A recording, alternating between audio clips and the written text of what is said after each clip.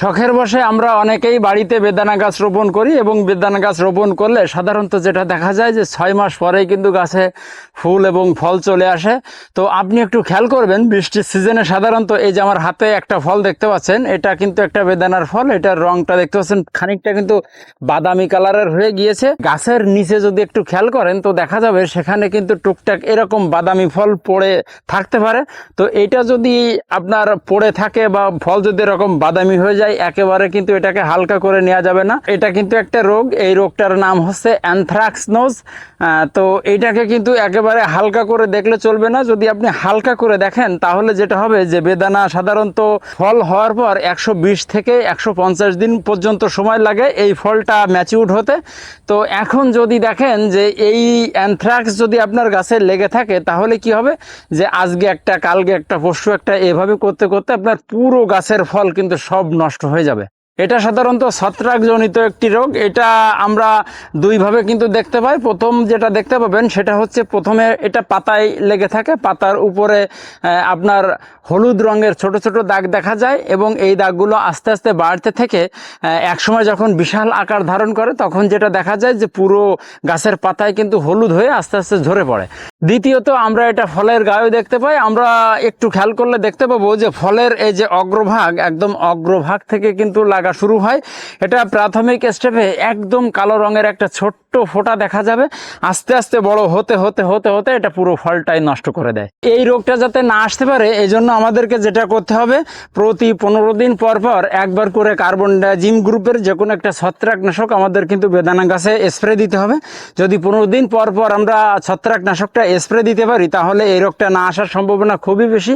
আর যদি দেখেন যে এই রোগটা এসে গিয়েছে, বৃষ্টির সময় সাধারণত এটা এসে থাকে, এটা আসার মূল কারণ হচ্ছে যে অতিরিক্ত যখন বৃষ্টি হয় আর এই যে রৌদ্র হচ্ছে, এই যে বৃষ্টি হচ্ছে, এরকম যখন অবস্থা হয় তখনই কিন্তু এই রোগটা আসার সম্ভাবনা বেশি থাকে। এখন যদি এসে যায় তাহলে আমরা যেটা করব, এখানে আমরা এই ফলটার দিকে যদি একটু খেয়াল করি তাহলে দেখতে পাবো যে আগার অংশে কিন্তু লাগছে। এখানে আমাদের ধারালো এরকম একটা অস্ত্র নিতে হবে, নিয়ে আমরা জাস্ট এরকম কিন্তু দেখতে হবে যে ফলে যাতে বেঁধে না যায়, এভাবে আমাদের কেটে দিতে হবে। এই যে কেটে দেওয়া হলো। এখন কিন্তু এই যে অ্যানথ্রাক্স যেটা লাগছিল গাছের মানে ফলের উপরিভাগে, এটা কিন্তু আমাদের বাদ হয়ে গেল। আর এই যে কাটা অংশ কই গেল সেটা, এই যে এইটা, এই যে কাটা যে অংশটা, এটা কিন্তু আমরা কখনোই জমিতে ফেলে দেবো না, কারণ এই কাটা অংশে কিন্তু আপনার অ্যানথ্রাক্সের যে জীবাণু সেটা কিন্তু থেকে যায়, এটা আবার কিন্তু গাছ বেয়ে উঠে যাবে। এই জন্য আমরা এই কাটা অংশটা অবশ্যই বাগানের ভিতরে ফেলবো না, এটা বাইরে কোথাও ফেলে দিতে হবে।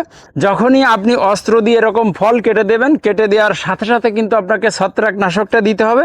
দ্বিতীয়ত আমাদেরকে যেটা করতে হবে, আমাদের এই যে গাছ দেখতে পাচ্ছেন, গাছগুলো যদি অতিরিক্ত পরিমাণ জটলা পাকিয়ে যায় সেখানে কিন্তু এই অ্যানথ্রাক্স আসার বেশি সম্ভাবনা থাকে। এক্ষেত্রে আমাদের যেটা করতে হবে, আমাদের কিন্তু অবশ্যই গাছ প্রুনিং করা, এই যে দেখতে পাচ্ছেন এরকম কিন্তু গাছে আপনার ডালের জটলা পাকাতে দিলে হবে না, এরকম পরিষ্কার পরিচ্ছন্ন করে রাখতে হবে। যদি অতিরিক্ত ডালপালা হয়ে যায় সেগুলো আমাদের মতো এই যেমন আমরা ছেটে দিচ্ছি এরকম আপনাকে ছেটে দিতে হবে। আর ওই যে প্রথমেই যেটা বললাম যে ছাটা এই ডালগুলো কোনো অবস্থাতে বাগানের ভিতরে রাখা চলবে না, এটা পারলে মাটিতে পুঁতে রাখতে হবে। দ্বিতীয়ত যেটা করা যায়, এটা আগুনে পুড়িয়ে দেওয়া যায়, তা না হলে দূরে কোথাও ফেলে দিতে হবে। এখন আসেন যে গাছে আক্রান্ত হয়ে গেছে সে গাছে আমাদের এখন কি স্প্রে দিতে হবে। আমাদের প্রথমে যেটা করতে হবে, কার্বনডাজিম গ্রুপের যে কোনো একটা ছত্রাকনাশক আমাদের কিন্তু স্প্রে দিতে হবে। এখানে মাত্রাটা কিন্তু মেন বিষয়। আমরা সকলেই যেটা করে থাকি যে ঔষধ স্প্রের সময় মাত্রাটা এলোমেলো করে ফেলেই, তো মাত্রা কিন্তু কোনো অবস্থাতেই এলোমেলো করা যাবে না। তো কার্বনডাজিম গ্রুপের যে কোনো একটা ছত্রাকনাশক প্রতি লিটার পানিতে 2 গ্রাম মাত্রায় দিয়ে সুন্দরভাবে গাছটা আপাদ মস্তক কিন্তু ভিজিয়ে দিতে হবে। দ্বিতীয়ত এখানে আমরা যেটা করতে পারি, এখানে ম্যানকোজেব গ্রুপের যে কোনো একটা ছত্রাকনাশক, এটার মাত্রাও সেম, প্রতি লিটার পানিতে 2 গ্রাম মাত্রায় কিন্তু দিয়ে সুন্দর করে স্প্রে দিতে হবে। তৃতীয়ত আমরা এখানে প্রোপোকোনাজল গ্রুপের যে কোনো একটা ছত্রাকনাশক, এটা কিন্তু তরল, এটা প্রতি লিটার পানিতে 1 মিলিলিটার মাত্রায় দিয়ে সুন্দর করে গাছটা কিন্তু ভিজিয়ে দিতে হবে। তাহলে আশা রাখা যায় যে আপনার গাছটা এই অ্যানথ্রাক্স নোজ থেকে পরিত্রাণ পেতে পারে। তো আমরা খেয়াল রাখবো যে আমাদের যদি গাছে অ্যানথ্রাক্স আক্রান্ত হয়, মানে হওয়ার আগে আমরা যেটা করব সেটা হচ্ছে 15 দিন পর পর আমাদেরকে স্প্রে দিতে হবে। আর যদি আক্রান্ত হয়ে থাকে তাহলে আমাদের সপ্তাহে 2বার স্প্রে দিতে হবে, মানে 3 দিন 4 দিন পর পর একবার স্প্রে দিতে হবে। আপনি পরপর যদি 4টা স্প্রে দেন, আশা রাখা যায় যে আপনার এই যে অ্যানথ্রাক্সনোস এই রোগটা জায়গায় কিন্তু ব্রেক হয়ে যাবে। সব জায়গায় কিন্তু আমরা সবসময় ফাস্ট হওয়ার জন্য চিন্তা করি। তো এক্ষেত্রে অনেকেই আছেন যে আমরা এই যে ওষুধে যখন স্প্রে দিই, অনেকগুলো ঔষধ একসাথে দিয়ে কিন্তু ককটেল বানিয়ে ফেলি। এগুলো কিন্তু অবশ্যই করা যাবে না। এগুলো আমাদেরকে যেটা করতে হবে, 3টা গ্রুপের ওষুধ আমাদের 3বার স্প্রে দেওয়া যেতে পারে। আমরা সব থেকে ভালো রেজাল্ট পেতে যেটা করব যে আমি যখন ম্যানকোজেব দেবো, আজকে ম্যানকোজেব দিলাম, কালকে আমি প্রোপোকোনাজল গ্রুপের দিলাম। এইভাবে কিন্তু আমাদের পর্যায়ক্রমে যদি দেওয়া হয়, যে 3টে গ্রুপ বলা হলো, 3টা গ্রুপ পর্যায়ক্রমে যদি দিয়ে থাকি তাহলে সব থেকে বেশি কাজ হয়ে থাকে। তো আমরা কোনো অবস্থাতেই 3টা ঔষধ একসাথে দিয়ে স্প্রে করব না। এটা যদি করা হয় তাহলে কি হবে, যে গাছের যে আপনার ফল আছে, পাতা আছে, এটা হয়তো যে দেখা যায় যে সব হলুদ হয়ে একেবারে গাছটাই মারা যেতে পারে।